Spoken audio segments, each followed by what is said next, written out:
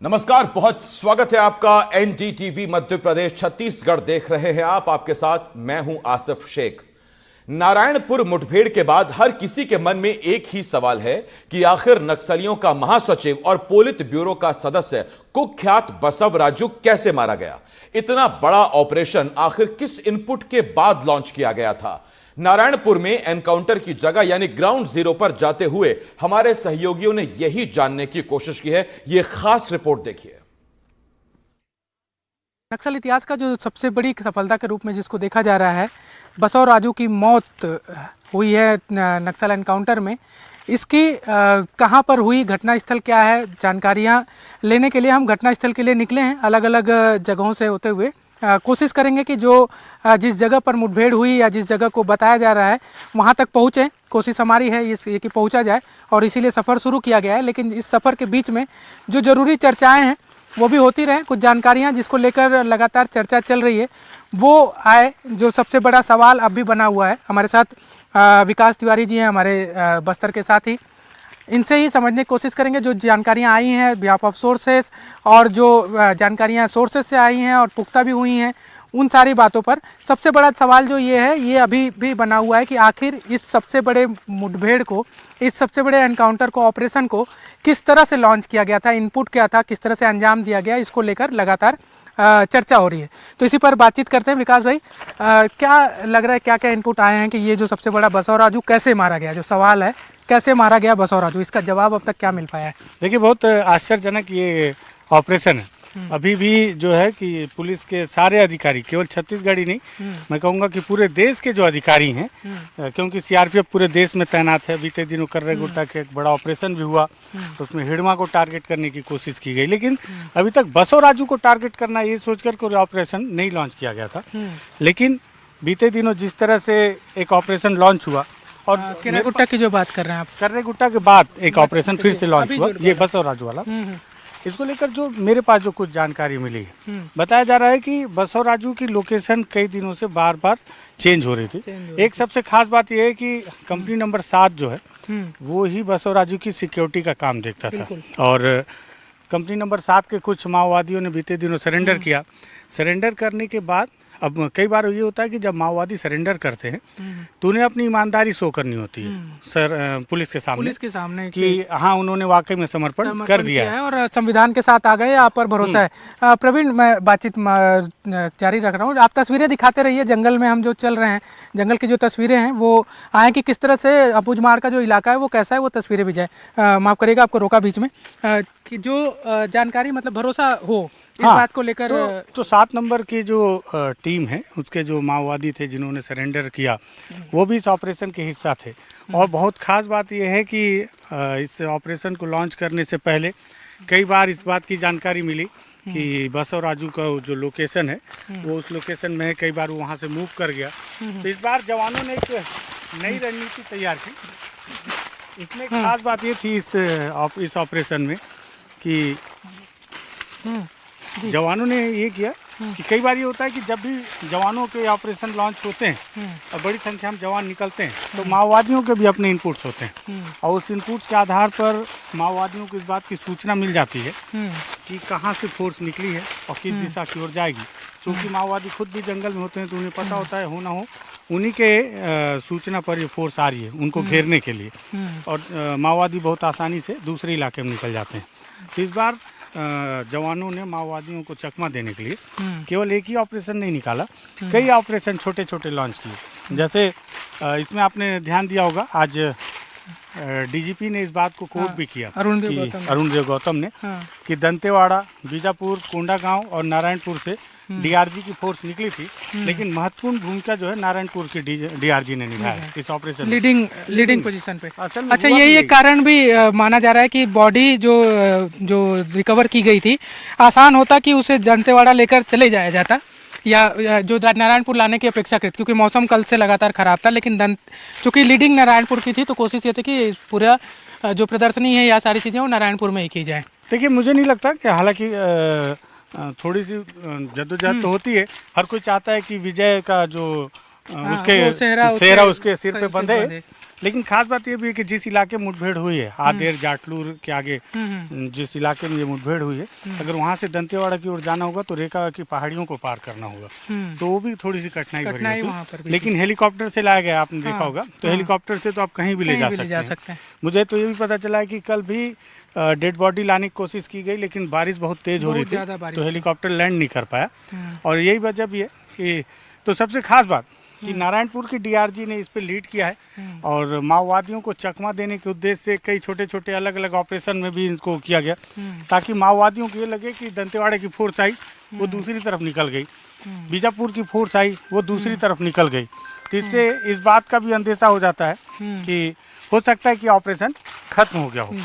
और इसी तरह से क्योंकि माओवादी छद्म लड़ाई लड़ रहे हैं, उन्हें भी छद्म तरीके से ही फंसाया गया। हर बार ऐसी कोशिश की जाती है जवानों के द्वारा, नई नई तरीके से, नए नए तरकीबों का उपयोग करते हुए, और इस बार वो तरकीब काम आई। ये भी बताया जा रहा है बहुत विश्वस्त जानकारी से कि जब फोर्स लौट रही थी तो बसव राजू की टीम से उनकी भिड़ंत हो गई। पहले ऐसा था कि जिस लोकेशन पे गए थे उस लोकेशन पे बसव राजू से मुलाकात नहीं हो पाई, मुठभेड़ नहीं हो पाई, लेकिन वापसी में इनकी मुठभेड़ हो गई। अरे बड़ी सफलता हाथ लगी, माओवादी भी तैयार नहीं थे कि इस तरह वो फंस जाएंगे। हाँ, लगातार जो बातें आ रही थी कि कैसे मारा गया, आखिर बसव राजू तक कैसे पहुंच गई फोर्स, क्योंकि अभी तो टारगेट पे हिडमा या ऐसे इस स्तर के नेता ही थे। बसव राजू को लेकर कभी भी कोई ऑपरेशन मुझे नहीं लगता कि लॉन्च किया गया हो स्पेशल बसव राजू के नाम पर। ये ऑपरेशन हालांकि इनपुट बसव राजू का था, लेकिन वो कैसे भिड़ गए जो जानकारी अभी दे रहे हैं, हालांकि ये बिहाफ ऑफ सोर्सेस ये जानकारियां हैं, सुरक्षागत कारणों से कई सारी बातें जो होती हैं वो बताई नहीं जाती, रणनीति का हिस्सा होता है। लेकिन चूंकि इसमें जो बड़ा इनपुट मिला जब सुरक्षा बल के अधिकारियों से बातचीत हो रही थी या अन्य सोर्सेज जो हैं वो बता रहे थे कि ये ऑपरेशन जब लॉन्च किया गया था, जब कार्रवाई के लिए निकले थे, उस समय कोई सफलता नहीं मिली थी, वापसी के दौरान, यही बता रहे हैं। वापसी के दौरान जब वो फोर्स लौट रही थी तब उनकी भिड़ंत हो गई थी बसव राजू के सबसे पहले सिक्योरिटी से। जो एक जवान शहीद हुए वो सबसे पहली भिड़ंत में, उसके बाद जब उनके सारे जो पोजीशन है वो पॉइंट आउट हो गए, तब फिर उन्हें पॉइंट आउट किया गया जब वो सामने आ गए, तब जाकर ये मुठभेड़ में फिर सफलता मिली। और हथियार भी आपने जो जिस तरह से देखा, मुझे ये भी लगता है कि जितने भी हथियार मिले, इस पर हम पहले भी चर्चा कर रहे थे कि AK-47 ही है जो लग रहे थे कि बहुत अच्छी तरीके से अच्छे कंडीशन में है। बाकी काफी पुराने नजर आ रहे थे। बाकी के जो हथियार हैं वो काफी पुराने हैं, उन हथियारों से तो अब लड़ा जाना भी काफी मुश्किल है। कारण ये है कि सारे हथियार या तो जंग लगे हुए हैं और उनकी देखरेख उस तरीके से नहीं हो पा रही है, जो इस तरफ भी इंगित करते हैं कि माओवादी अभी हथियार और कारतूसों के किल्लत से भी जूझ रहे हैं। तो स्थल तक पहुंचे, ऐसे कई सारी चुनौतियां हो सकती हैं, हो सकता है कि घटना स्थल लोकेशन भी नहीं आया है। हाँ, अभी बहुत दूर चलना काफी दूर चलना पड़ सकता है और काफी लंबा सफर भी हो सकता है। आज हम पहुंच पाए इसकी कोई गारंटी भी नहीं है, क्योंकि अंधेरा होने वाला है, बारिश भी हुई है। हाँ, तो ऐसे में आपको अभी चूंकि गर्मी का समय, एक खतरा और भी होता है, माओवादियों को लगा आईडी बम और स्पाइक होल तो है ही। देखिए एक जवान आईडी बम की चपेट में आके शहीद हुआ है, जबकि वो ऑपरेशन से सही सलामत वापस लौट रहा था। और लेकिन उसके बावजूद जो है सबसे बड़ी चुनौती ये भी है कि अभी गर्मी का समय था और जब ऐसे में बारिश होती है तो जो जीव जंतु होते हैं, जंतु विषैले, वो इस समय बाहर निकल कर आ जाते हैं और उनसे भी खतरा बना हुआ होता है। बिल्कुल। तो ये जंगलों का ये पहाड़ी इलाका है जिसपे चढ़ने की कोशिश हम कर रहे हैं, जो तस्वीरों में अगर नज़र आ रहा होगा। हालांकि बड़ा ही डेंस फॉरेस्ट है अबूझमाड़, इसीलिए जाना भी जाता है कि वहाँ पर कुछ बूझना मुश्किल होता है रास्तों को। विकास, आप बात कर रहे थे हथियारों को लेकर कि हथियार जिस तरह से बरामद किए गए उसको किस तरह से, ये हथियार जो बरामद किए गए हैं, मुझे ऐसा लग रहा है हथियारों को देखकर भी मुठभेड़ हुई है और जितनी भी फायरिंग हुई होगी वो जवानों की तरफ से ही हुई होगी। कारण ये है कि माओवादियों के जो हथियार देखे गए वो हथियार में सिर्फ वो मुझे तो 47 ही दिख रहे थे जो ठीक ठाक स्थिति में थे। इंसास, SLR और कार्बाइन जो हथियार हैं वो तो लगता है कई सालों से नहीं चले हुए हैं, जंग लग चुके हैं, काफी जंग लगे, साफ सफाई नहीं हुई थी। और जो हथियार के बहुत कुशल प्रशिक्षक होंगे वो इस बात को बहुत अच्छे से सहमत होंगे कि कोई भी हथियार हो उसकी साफ सफाई निरंतर जरूरी है। और साथ ही साथ अगर उसमें हल्का सा भी कोई चलाना आ गया तो हो सकता है कि वो कॉक ना हो या जाम हो जाए, अंदर में ही कारतूस फंस जाए, इस तरह की परिस्थिति। साथ ही एक और खास बात आपने देखा हो कि घंटों मुठभेड़ होती है माओवादियों से, और ये जो मुठभेड़ हुई है 72 घंटे तो ऑपरेशन चला है, जो मुठभेड़ हुई है उसका सबसे खास बात कि हथियार 12 मिले ऑटोमेटिक, लेकिन कारतूस बहुत कम मिले, हाँ, जो लगे जिंदा कारतूस।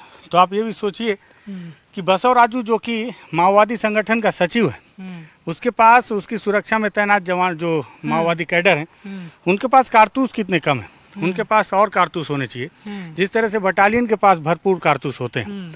तो बसव राजू की सुरक्षा में इतने कम कारतूस, क्या ये भी इस ओर इशारा करते हैं कि माओवादी अब वाकई में कारतूस की किल्लत से जूझ रहे हैं? और शायद ये भी एक वजह है कि अब माओवादी लगातार हथियार बनाने पे ज़्यादा जोर दे रहे हैं और उसकी सफलता पर। जैसे बीते दिनों रुपेश से मेरी बातचीत हुई थी, उन्होंने स्वीकार किया था कि उनके बीजीएल सक्सेस नहीं हो रहे हैं, लेकिन इस पर काम लगातार कर रहे हैं। रुपेश के बारे में थोड़ा सा जानकारी मैं दे दूं कि रुपेश बस्तर डिवीजन में खासकर जो माओवाद संगठन है, नक्सल संगठन है, उसके प्रवक्ता के रूप में जाने जाते हैं। और कई सारे पत्र जो भी पिछले कुछ महीनों में आए शांति वार्ता को लेकर, उसमें कुछ पत्र रुपेश के हस्ताक्षर से भी जारी किए गए हैं। साथ ही साथ वो मिलिट्री विंग के इंटेलिजेंस चीफ भी हैं और नक्सलियों के मिलिट्री विंग के, हाँ, माओवादियों के, और बसव राजू के राइट हैंड रह चुके हैं।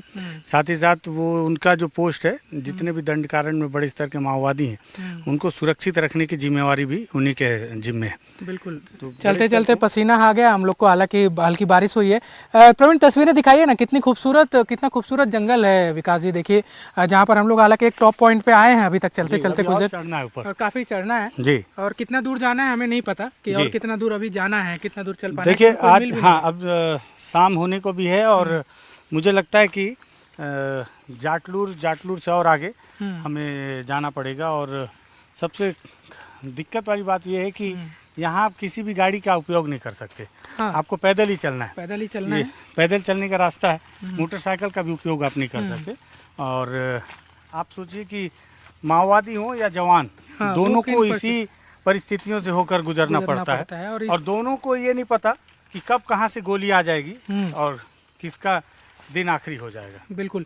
अच्छा, एक चीज़ गोली का आपने बार बार जिक्र किया है, आईडी को लेकर भी बात हो रही है कि कहीं पर भी आईडी पर पैर भी जा सकता है, क्योंकि जगह जगह माओवादियों द्वारा आईडी बिछाया गया है, प्लांट किया गया है। प्रवीण, इस पर बातचीत कर लेते हैं थोड़ा सा, क्योंकि ये महत्वपूर्ण बात है। आईडी का प्लांट करना बस्तर में, इसका श्रेय जो चर्चा में आ रहा है, श्रेय कह सकते हैं या आविष्कार कर सकते हैं, बसव राजू ने किया। लिट्टे से लेकर उसके कुछ संबंध, क्या इसको लेकर जानकारी? देखिए, लगभग 87 और 89 के बीच की बात है। उस समय तथाकथित जो लिट्टे के लोग हैं, उन्होंने बस्तर में आकर, दंडकारण में आकर माओवादियों को प्रशिक्षित किया था और उस प्रशिक्षण में बसव राजू ने भी एक प्रशिक्षण लिया था। और उस प्रशिक्षण को लेने के बाद से लगातार बसव राजू ने माओवादी संगठन के केवल छत्तीसगढ़ नहीं, आंध्र प्रदेश, महाराष्ट्र, तेलंगाना, उड़ीसा, बिहार, झारखंड, पश्चिम बंगाल तक के कैडरों को प्रशिक्षित किया है, माओवादियों के कैडरों को। और साथ ही साथ ये जो आईडी बम है, आईडी बम को लगाना, उसे बनाना, इसको भी लेकर प्रशिक्षण सबसे ज़्यादा बसव राजू ने ही इसकी शुरुआत भी की बस्तर में और इसका प्रशिक्षण भी उन्होंने दिया, जो आज सबसे ज़्यादा जवानों के लिए नुकसानदायक है। आज भी देखिए, जवान माओवादियों से सीधे लड़ ले रहे हैं, लेकिन आज भी अगर मात खाते हैं तो उनके आईडी बम सुरंग से 2025 की तो घटना ही दुखदाई शुरू हुई थी। 5 जनवरी को जो 8 जवान शहीद हो गए, 8 जवान जो है बीजापुर में, वो भी सफल ऑपरेशन को लॉन्च अंजाम देकर लौट रहे थे। दंतेवाड़ा और नारायणपुर के ही सीमावर्ती इलाकों में जो है वो बोतली अबूझमाड़ में ही ऑपरेशन किया था। 5 माओवादियों को मार गिराया था, 100 बरामद किया था। उसके बाद लौट रहे थे वो जवान और शिकार हो गए आईडी, जो कि काफी पुरानी आईडी बताई जा रही थी, लगाई गई थी। बसव राजू को लेकर ऑपरेशन कैसे हुआ, कैसे लॉन्च हुआ, कैसे मारा गया, इस पर बात हो गई है, जिसमें मोटा मोटी बात यही आती है कि ये ऑपरेशन अगर कहा जाए तो एक सफलता किस्मत की भी है। एक सफलता किस्मत की भी है। साथ ही साथ एक और खास बात बताऊं आपको, इसके पहले अगर आपने ध्यान दिया हो, कर्रेगुट्टा का जो ऑपरेशन हुआ, पहली बार पुलिस ने अपने प्रेस नोट में लिखा कि ये निर्णायक ऑपरेशन है। नहीं तो इसके पहले पुलिस कभी अपनी प्रेस नोट में निर्णायक ऑपरेशन नहीं लिखती। हालांकि इस प्रेस नोट में भी उन्होंने निर्णायक लिखा है जब बसव राजू मारा गया था। कर्रेगुट्टा में 20 दिन तक ऑपरेशन चला, पूरे देश ने उसको देखा ऑपरेशन को। जो सफलता मिली, बड़ी सफलता थी। माओवादियों के बड़े 4 हथियार बनाने की फैक्ट्रियां, कई हथियार और बहुत सारे सामान बरामद किए गए। लेकिन जिस स्तर पर जो कयास लगाए जा रहे थे, हालांकि इस पर पुलिस ने बयान नहीं दिया था, लेकिन कयास था कि हिड़मा, दामोदर और पापा राव, देवा, इर्रा, ये सारे लोग वहाँ फंसे हैं। लेकिन इनमें से कोई भी मारा नहीं गया। जो 31 मारे गए, किसी की भी प्रोफाइल बड़ी नहीं है। हथियार मिले लेकिन 2 ही ऑटोमेटिक वेपन थे। तो हम इसे सफलता की नज़र से जरूर देख रहे थे, लेकिन पुलिस जो है जो सोच रही थी वो सफलता हासिल नहीं हुई। कई बार होता है ना कि जो आप उम्मीद से कोई काम करते हैं या ऑपरेशन लॉन्च करते हैं तो वहाँ सफलता नहीं मिलती, और कई बार आप उम्मीद में नहीं रहते हो, सिर्फ एक प्लानिंग का हिस्सा कि ठीक है एक इनपुट मिला है तो ऑपरेशन लॉन्च कर दो और उसमें सबसे बड़ी सफलता मिल जाती है। उसके बाद से लेकिन सुरक्षा बल के जो अधिकारी हैं इस बात को लेकर वो लगातार परेशान थे कि कर्रे गुट्टा में जब इतना बड़ा उनको इंट मिला था तो फेल कैसे हो गया। एक तरीके से बड़े माओवादी लीडर गए कहाँ, और उसके बाद से उन्होंने अपनी आखिरी पूरी ताकत को फिर से झोंका। और यही वजह है कि बसव राजू को लेकर, और ये ऑपरेशन आपको और बताऊं खास बात कि केवल माओवादियों को छद्म युद्ध के तौर चकमा देने के लिए अबुझमाड़ में ही अलग अलग स्थानों पे फोर्स आई, ताकि माओवादियों को लगे कि फोर्स यहाँ से आकर निकल गई, वो सुरक्षित है। इसके साथ ही साथ वो पीड़िया के पीछे जो पहाड़ी है उस ओर भी ऑपरेशन लॉन्च किया गया था, ताकि माओवादियों को ये सूचना मिले कि ऑपरेशन शायद उधर चल रहा है, और वो फंस जाए। कंफ्यूज करने के लिए एक होता है कि बहुत सारे ऑपरेशन चल रहे हैं। एक और बसव राजू को लेकर लगभग चर्चाएं हो चुकी हैं। मोटा मोटी जो जानकारी, जो मुख्य बातें हैं, क्योंकि कैसे मारा गया बसव राजू इस पर हमने पूरी बात कर ली है, जो बिहाफ ऑफ सोर्सेस और कई सारे पुख्ता लोगों जो आज हैं उनसे बातचीत करने के बाद जो जिम्मेदार हैं उनके इनपुट के आधार पर हमने बातचीत की। बसव राजू ने कितना बड़ा उसकी भूमिका थी संगठन में, ये किस तरह से देखा जाएगा कि अब बसव राजू मारा गया तो अब आगे क्या होगा, क्योंकि ये भी सवाल लगातार बन रहा है। हालांकि कहा जा रहा है कि नक्सल संगठन या माओवाद संगठन अब घुटनों पे आ गया है, लेकिन एक विचारधारा और इतनी लंबी समय से काम करने वाला संगठन, क्या ठीक है मुखिया मारा गया तो उसके बाद अब क्या होगा, ये सवाल है। आपको क्या लगता है इस पर? देखिए, अगर बहुत पारदर्शिता के साथ इस पर अपना विचार रखा जाए तो मुझे ऐसा लगता है कि भले बैन है, लेकिन माओवादी CPI-M जो है एक पार्टी है, बैन पार्टी है, और इसका एक स्ट्रक्चर है, एक सिस्टम है, और इस सिस्टम में ही एक पद है सचिव, महासचिव का, जिसका पोस्ट अब खाली हो चुका है। अभी भी बहुत सारे मतलब लगभग 8 से 10 की संख्या में सेंट्रल कमेटी में लोग हैं, पोलित ब्यूरो में 4-5 लोग बचे हुए हैं। उनमें से अगर कोई बसव राजू के इतना या उससे कम काबिल होगा जो पार्टी को लगेगा तो उसकी नियुक्ति यहाँ पर की जाएगी। और सबसे बड़ा उदाहरण ये भी है, हर कोई सोच रहा है कि जब तक माओवाद पूरी तरफ से समाप्त ना हो जाए, समाप्त होने का मतलब ये नहीं कि आप सारे हथियारबंद माओवादियों को मार दें, समाप्त होने का मतलब ये है कि सरकार और इनके बीच में कोई सुलह हो जाए और उसके बाद ये हथियार रख दें और सरकार के साथ मिल जाए, तभी माना जाएगा। अन्यथा आप आंकड़ों में मारते रह जाइए, संख्या कुछ भी हो सकती है, क्योंकि एक विचारधारा है। और सबसे बड़ी बात यह है कि अगर आपको लगता है कि शीर्ष को मार के आपने खत्म कर दिया, तो आपको याद होना चाहिए कि राजीव गांधी और इंदिरा गांधी भी प्रधानमंत्री रहते वक्त मारे गए थे, और उसके बाद भी कांग्रेस आज तक खत्म ही हुई है। तो ये भी एक पार्टी है, और अभी बहुत लोग हैं। सबसे बड़ी बात है कि हाँ, सरकार के पास, मुझे ऐसा लगता है, मेरा व्यक्तिगत ओपिनियन है कि मौका बहुत अच्छा है। अब आपको उन लोगों को अपने तरफ करना चाहिए जो लोग बरगला कर इनके तरफ जा सकते हैं। बिल्कुल, खासकर ये कोशिश भी हमने पिछले दिनों में देखा कि नक्सल, खासकर बस्तर की अगर मैं बात कर लूँ या छत्तीसगढ़ की बात कर लूँ, तो सिर्फ बंदूक से लड़ाई लड़ी जा रही है, ऐसा नहीं है। बहुत सारे ग्रामीणों को भरोसा जिताने के लिए, मतलब भरोसा जीतने के लिए विकास के कार्य, निर्लार योजना या फिर ऐसी कई सारी योजनाएं हैं, बस्तर ओलंपिक, बस्तर पंडुम जैसे भी आयोजन किए जा रहे हैं, ताकि सांस्कृतिक और रोजगार की दिशा में भी कुछ काम किया जाए। और सबसे बड़ी बात कि ग्रामीणों का दिल जीता जाए, इसको लेकर भी सरकार कई सारी योजनाओं पर काम कर रही है। उसको लेकर सुरक्षा बल के जवान भी अपने आप जो रणनीति है उसको बदले हैं। आक्रामकता अब ग्रामीणों के साथ नहीं दिखा रहे हैं। पहले ये आरोप लगता था कि ग्रामीणों के साथ आक्रामक। हाँ, अभी बहुत अच्छी बात आपने की, ये बात जरूर आनी चाहिए। पहले जितने भी ऑपरेशन होते थे उसमें कई मासूम आदिवासियों के मारे जाने के आरोप लगते रहे। हाल फिलहाल के 2024 के बाद मैं लगातार कुछ ऑपरेशन में देख रहा हूँ, इस बात को ग्रामीणों के मुंह से सुना हूँ कि जब भी कोई ऑपरेशन होता है, माओवादियों का अगर पिन पॉइंट सूचना मिलती है तो फोर्स बहुत रात में ही गांव के बाहर जाकर उस इलाके को घेरते हैं, और एक पूरी टीम गांव को घेर लेती है ताकि गांव का कोई भी व्यक्ति बाहर ना निकले और गलती से भी ये गलतफहमी ना हो कि कोई ग्रामीण मारा जाए। अगले दिन इस बात की भी पुष्टि ग्रामीण करते हैं कि फोर्स आई थी, हमको पता ही नहीं चला कब में उसने उस इलाके को घेरा। हमको तो सुबह पता चला जब फोर्स ने हमको वापस भेज दिया कि आज जंगल नहीं जाना है, मुठभेड़ चल रही है। तो इस तरह से फोर्स ने काफी मतलब समझदारी का परिचय दिया है कि किस तरह से आरोप ना लगे, ग्रामीण ना मारा जाए, वही मारा जाए जो माओवादी संगठन से जुड़ा हुआ है। तो हमारी कोशिश यही है, लगातार अभी यात्रा जो है वो लंबी है और उस लंबी यात्रा में ऐसे ही कई सारी बातें करते और जो इनपुट आते जाएंगे उसको अपडेट करते हम अपने दर्शकों के साथ चलते रहेंगे। फिलहाल एक बड़ा अपडेट यही है कि नौबल्ला बसव राजू मारा गया है और वो नक्सलियों का चीफ या नक्सलियों का कप्तान था। तो अब कप्तान के मारे जाने के बाद आगे की क्या स्थिति होगी माओवाद संगठन को, ये एक बड़ा सवाल बना हुआ है जिसका जवाब आने वाले दिनों में ही मिलेगा। इस पूरी बातचीत के दौरान कैमरा सहयोगी हमारे प्रवीण साहू जो हैं वो काफ़ी चुनौतियों के साथ, क्योंकि पता है कि जब हम लोग तो सीधा चल रहे हैं लेकिन प्रवीण को पीछे चलना पड़ता है और जंगली इलाका है, पहाड़ी इलाका है, काफ़ी मुश्किल से उन्होंने इसको शूट किया। और आगे भी हम लगातार जब तक कोशिश ये है कि जो घटना स्थल है वहाँ पर पहुँचा जाए, कब तक पहुँचेंगे इसकी कोई गारंटी नहीं है लेकिन पहुँचा जाए ये कोशिश है और लगातार इस तरह के अपडेट देते रहें। बस्तर से अपने सहयोगी विकास तिवारी के साथ और कैमरा साथी प्रवीण साहू के साथ नीलेश त्रिपाठी, NDTV।